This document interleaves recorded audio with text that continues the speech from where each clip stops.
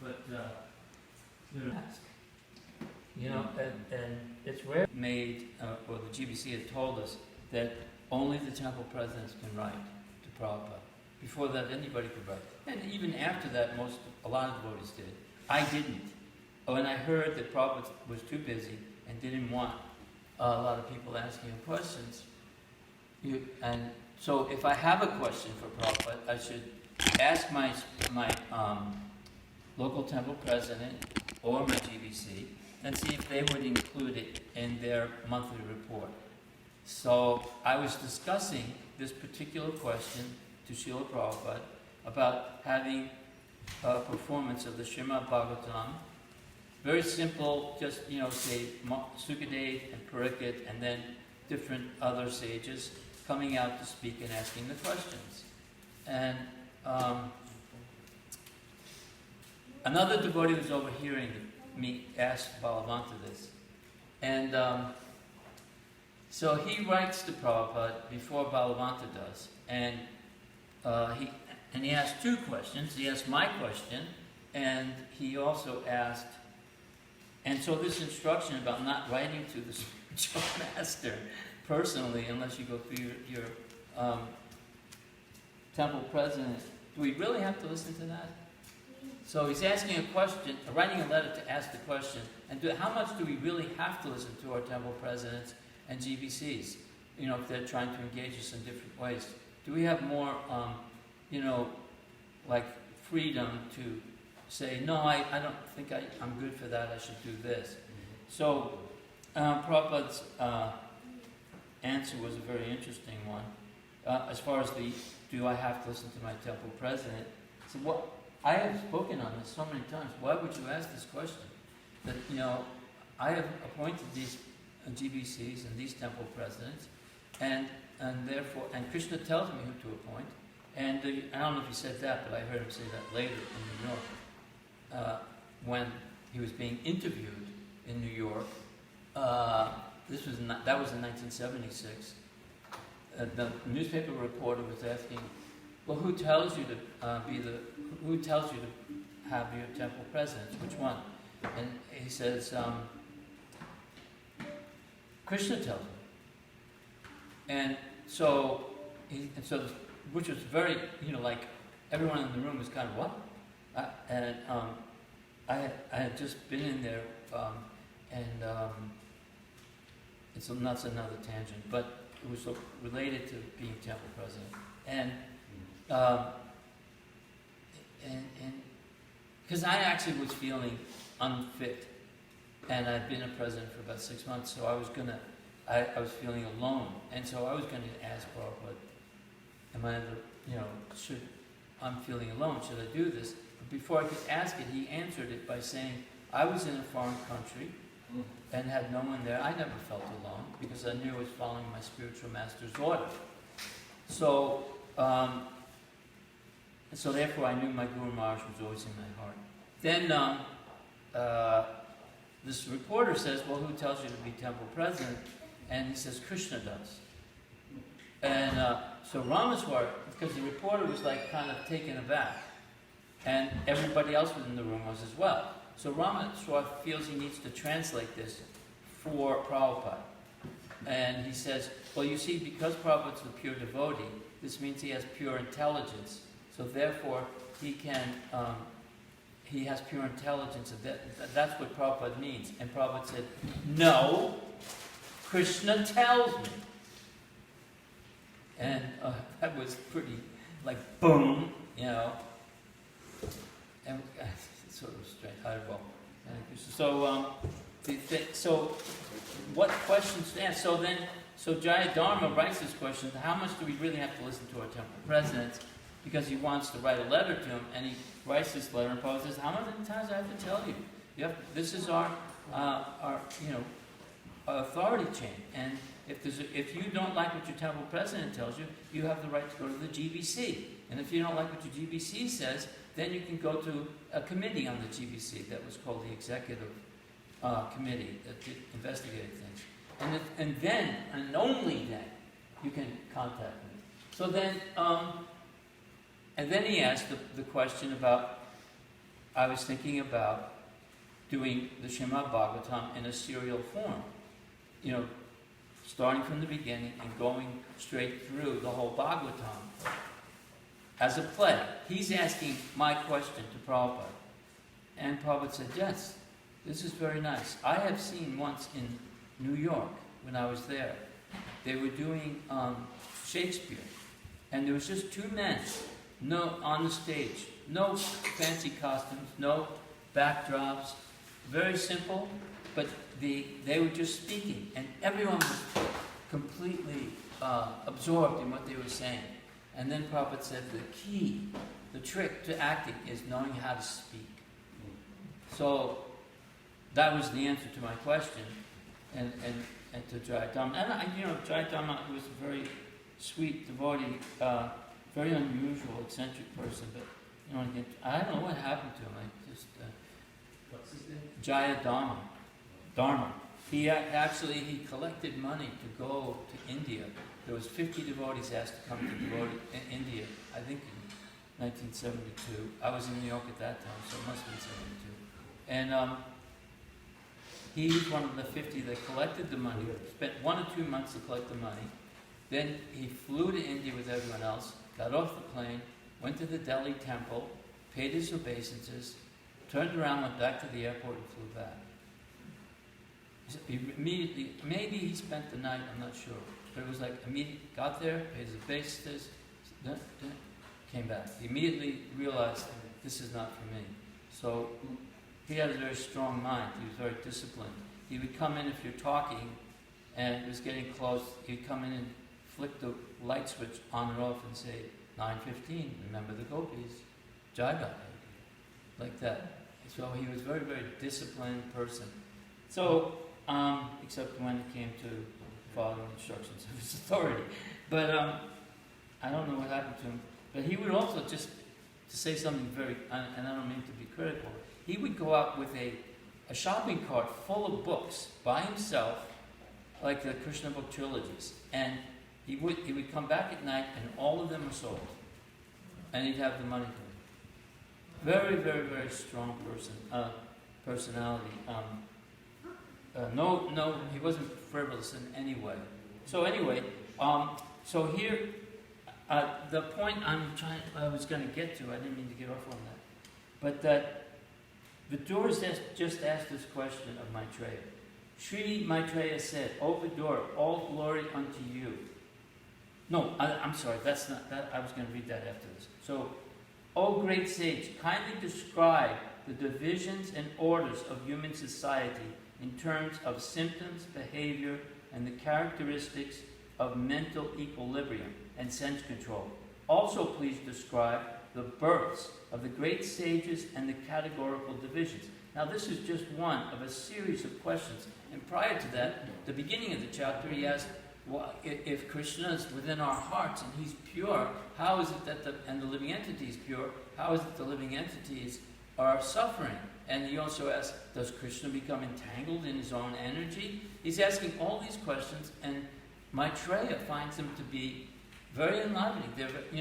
And he gives very nice answers. So it's not just anybody knows how to ask questions. Like if you study the morning walk, say, or room conversations, there was one devotee, Swarup Damodar, who really got Prabhupada's attention because he had just finished, or he was about to get his PhD in, I think it was biology, chemical biology, something. And organic chemistry. Yeah, I knew it was something organic chemistry. So that was kind of biology, organic. And he came and lived in the Atlanta Temple. Oh, he didn't live in the Atlanta Temple. He lived a mile and a half away. He was living in LA, and there was all this series of morning walks, and everybody was living. It was like every time a new cassette came out with a new conversation with Prabhupada and Swarup Damodar on the beach, it was like the latest hit song from your favorite group, like the Beatles or something. Everybody would listen to it, and then we would practice, like the arguments, and Balavanth would always have us do like, debates, and you play one side, I play the other side, and to hone our skills at preaching. And it was really nice. So in this case, here's a disciple of Srila Prabhupada who was asking really intelligent questions and inspired Prabhupada, and then he had him inspired to eventually go on and form the Bhaktivedanta Institute and encourage Sri Dharma to write the book Life Comes from Life. And so I was just thinking about how it's not just some ordinary person. Vidura is asking these, in the Srimad Bhagavatam, the people that are asking the questions are as qualified as the person they're asking, in a sense. They're asking really amazing for the benefit not of themselves only, but for everyone else. They're not, so I want to try to remind, because we've already sort of had a discussion over the last few chapters about who Vidura is in Maitreya, so that we get an understanding.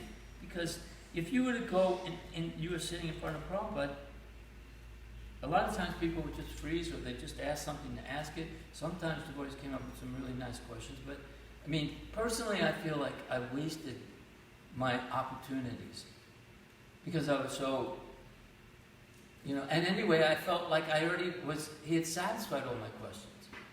Just his presence, I was completely satisfied. And reading his books, I was satisfied. What more is there, unless I was just asking, can I change my service? Can I change my ashram? And that's not the proper time. That's not the type of question you should be asking to your guru. It should be qualified. The person has to be qualified as much as the spiritual master, and it enlivens the spiritual master. And this Bhagavatam is a leela. It's not, I just want to back up here so we can remind ourselves about how this is all going, how this happened, that Maitreya and Vidura are asking on the bank of the river Saraswati, how they apparently, spontaneously, accidentally came in contact with one another. Sri Maitreya says to Vidura, he had just asked some other questions, and all glory unto you. You have inquired from me of the greatest of all goodness, and thus you have shown your mercy both to the world and to me, because your mind is always absorbed in thoughts of transcendence. Maitreya Muni, who was experienced in the science of transcendence, could understand that Vidura's mind was fully absorbed in transcendence. Adhokshaja means that which transcends the limit of sense perception and sensuous experience. So he's glorifying, and Maitreya says that that Maitreya could estimate Vidura's transcendental value. He appreciated the valuable inquiries of Vidura, and thus thanked him with great honor. O Vidura, it is not at all wonderful that you have so accepted the Lord without deviation of thought, for you were born of the semen of Vyasadeva. So we know that story, and Vyasadeva, he was sort of acting as a surrogate because his brother had passed away, and they needed somebody to take over the kingdom. And so there was the birth of Dasarath, and then the birth of Pandu, and then the birth of Vidura. And Vyasadeva's appearance was not very pleasant. There was two wives. I think it was Ambika or something, and someone else. What? Ambika and Amalika. Yeah. And so the first one, she saw Vyasadeva and she closed her eyes. Therefore, Dasarath was born blind. The second one... Dhritarashtra. Yeah, Dhritarashtra. Who did I say? Dasarath. Oh, yeah, I'm sorry. Dhritarashtra. And so then the second wife, she sees Vyasadeva, and she's just like, she becomes like, really, she loses the color of her luster, and therefore Pandu is born pale, and but he was a very able person to be. And then Vidura, they sent in a Sudrani, and it says here that I know that you are now. Where was it? Oh yeah. I know that you are now Vidura due to the cursing of Mandavya Muni, and that formerly you were King Yamaraj, the great controller of living entities after their death. You were begotten by the son of Satyavati, Vyastev, in the kept wife of his brother. So it explains that he was born from a Sudrani. I think, on the website, I read the purport. You may not have heard it, but in the purport it says, it's talking about the division. The visions in the Varnashram are based on the particular nature of each individual person, not on the principle of birth. Birth is not mentioned in this verse because birth is immaterial. Vidura is famous in history as born as a Sudrani mother, yet he is more than a Brahmana by qualification, because he is seen here to be the disciple of a great sage, Maitreya Muni. Unless one achieves at least the Brahminical qualifications, one cannot understand the Vedic hymns. And then it goes on to describe about the Mahabharata. So, by birth, he wasn't necessarily qualified, but by his activities he was qualified, and the fact that he was a disciple of Maitreya Muni, that was indication that he was qualified. And his questions are not ordinary. They're exceptional questions for the benefit of his spiritual master, of himself, and for the whole world, and for centuries and millennium to come. And now we're getting this chance by the mercy of Srila Prabhupada. And so Maitreya realizes that my disciple right now, the one I'm speaking to, is actually Yamaraj. And but he's asking and acting as if he doesn't understand these points, and he's asking them because he's trying to teach the proper way to have a guru-disciple relationship. How should you approach the guru? How should you inquire from the guru? What is the proper way to have a relationship with the spiritual master? The spiritual master is not a status symbol, or like Prabhupada used to refer to them as pets that you pull out every now and then. This is a very serious thing. You're connecting to the chain of an unbroken chain of realized sages and spiritual transcendentalists, going right up to the Supreme Personality of Godhead.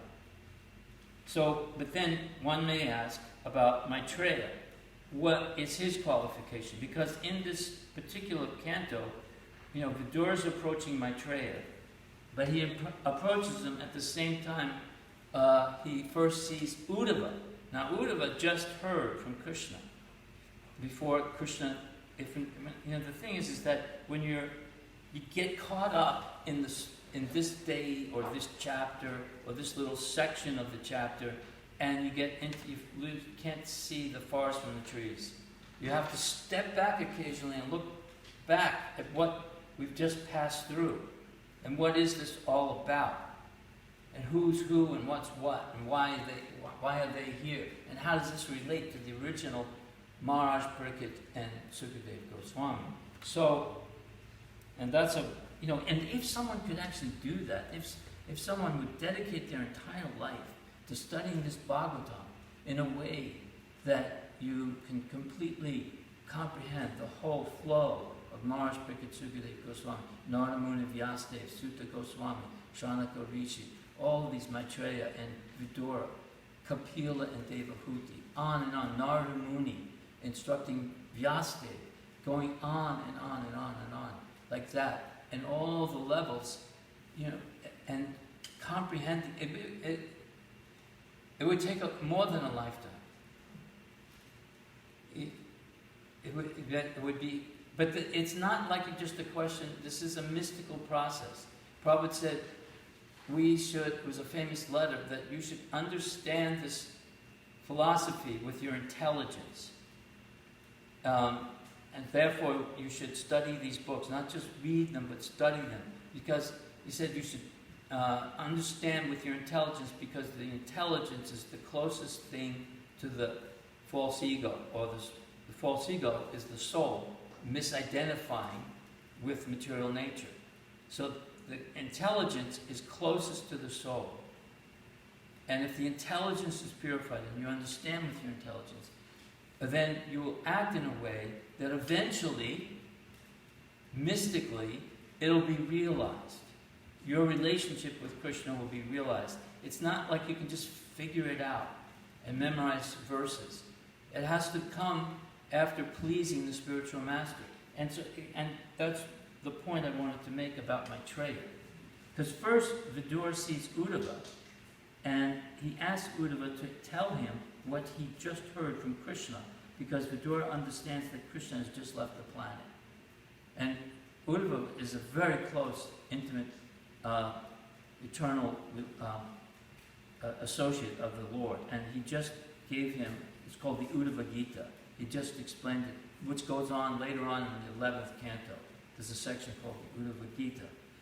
But Uddhava says, no, I'm on my way. They do talk for a while, but the Lord has given me instruction to go to Bhagari Aksham and see Nar Narayan and tell them what I've heard from the Lord.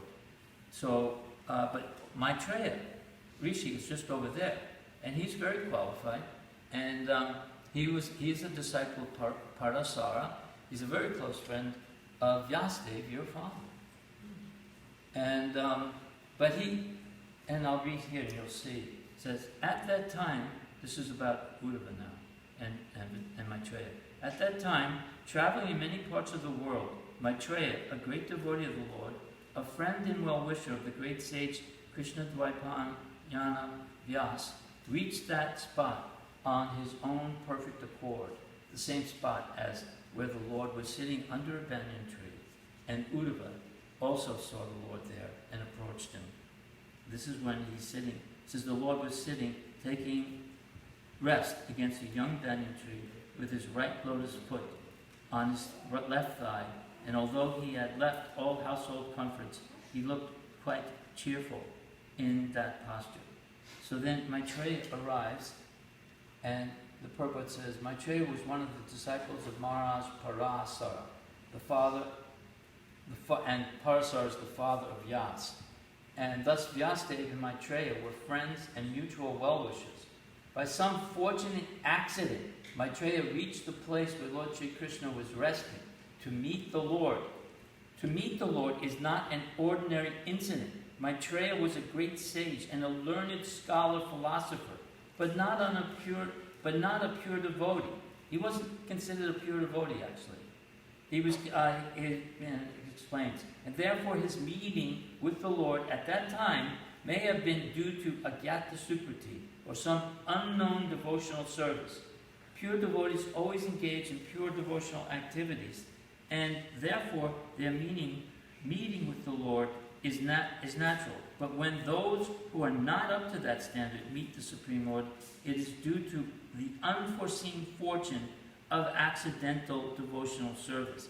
I mean, and for myself, and many of my God brothers, God sisters that also thought like this, that the fact that we came in contact with the Lord through His holy name and His representative, Srila Prabhupada, was purely accidental. But, we had no qualification. Maitreya was a disciple of Parasara, and the reason why they're saying he's not a pure devotee is because his devotion is mixed with jnana. Maitreya Muni was greatly attached to him, the Lord, and he was listening in a pleasing attitude, with his shoulder lowered, while with a smile and a particular glance upon him, having allowed me to rest, the Lord spoke as follows.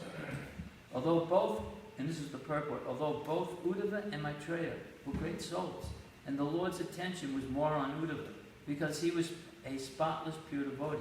A Jnana Bhakta is one whose devotion is mixed with monastic viewpoint. is not a pure devotee. Although Maitreya was a devotee, his devotion was mixed.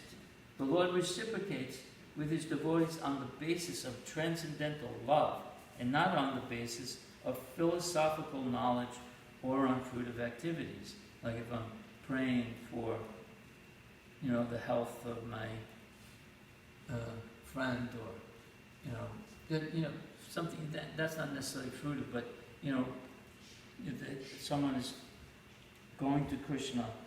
Well, Prabhupada always used the example of the Christians, praying for the daily bread, but it doesn't necessarily have to be as that. Like say Dhruva Maharaj, he was praying for a kingdom as equal or better than his grandfather, who was happened to be Lord Brahma. But then after performing the austerities and pleasing the Lord, he had that desire, and then when he saw the Lord, he said, I'm not interested in that. I realized I was asking and looking for amongst pieces of broken glass, and I found this beautiful rare gem. The beauty of the Lord completely overcame, and he fell in love with the Lord. He fell at his feet, but he didn't know how to speak. So the Lord touched him with his conch shell on his head, and then it awakened his spiritual senses, and he immediately was able to remember what he had forgotten. Because all throughout this, we're learning, like he tells Arjuna, we've had many births. Imam Vivasvate, we were both, I have spoken this before to the sun god. You were there, Arjuna, but you have forgotten. We have both had many births, but I do not forget. You have forgotten. And now he's retelling it to him.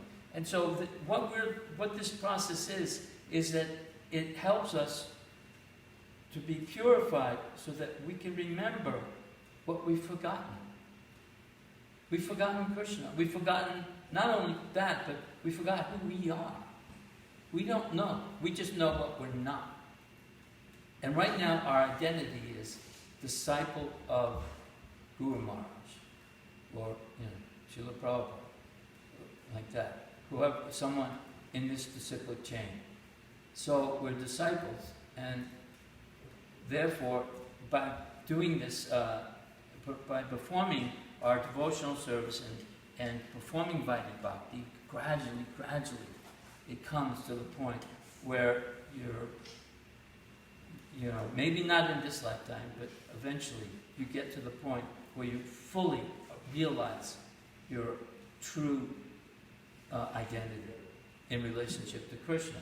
But we're on the way. So Maitreya, it says that it says here, the gopis, in the transcendental loving service of the Lord, there is no place for monistic knowledge or fruitive activities.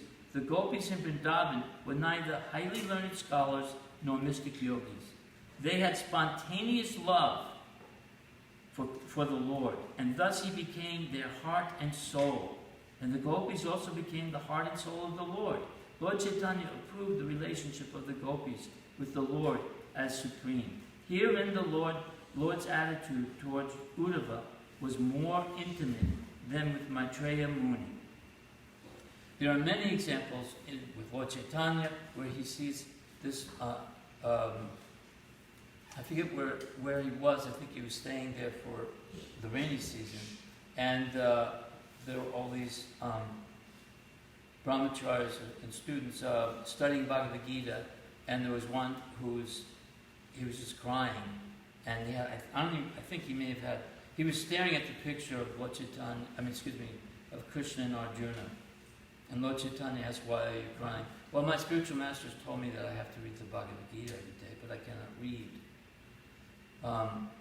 So I'm just staring here at the picture of Krishna and Arjuna and realizing that the Supreme Personality of Godhead, the Master of all creation, the Creator of everything, is taking the part of a humble servant.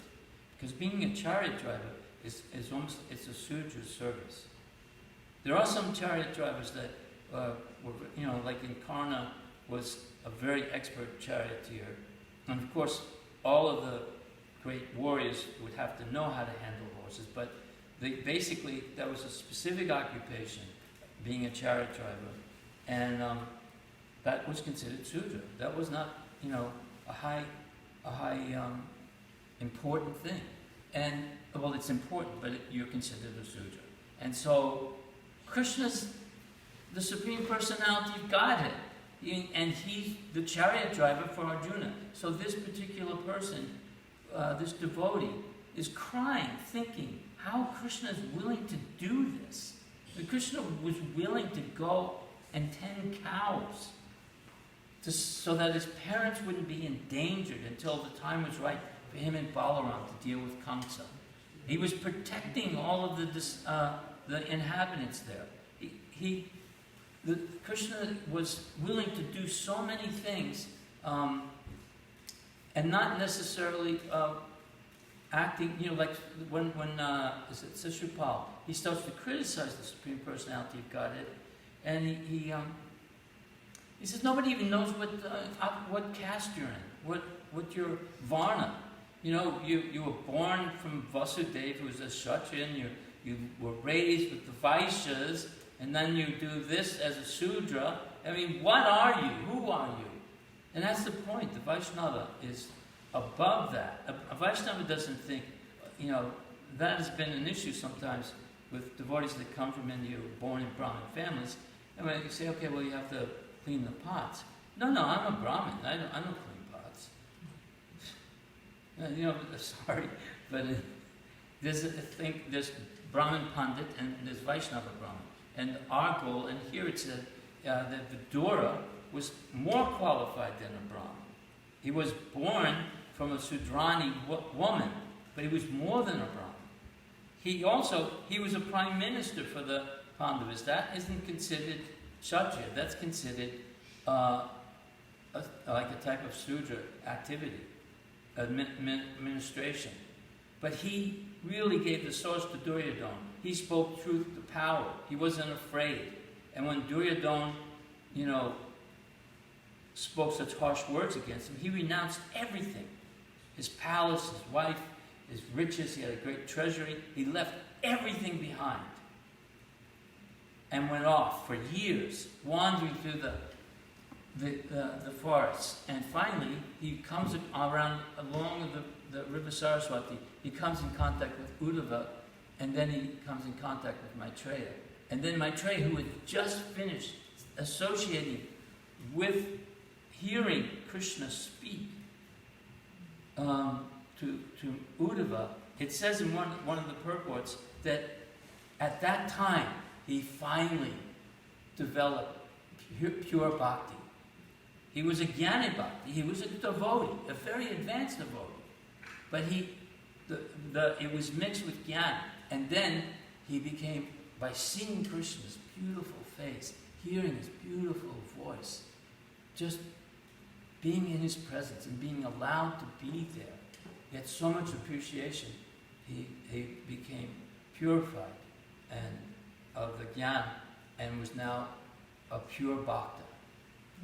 So the fact that these two have come together and these conversations are, and his questions, all of these questions that he's asking, they go on for the rest of the third canto and all of the fourth canto, probably all of the fifth as well.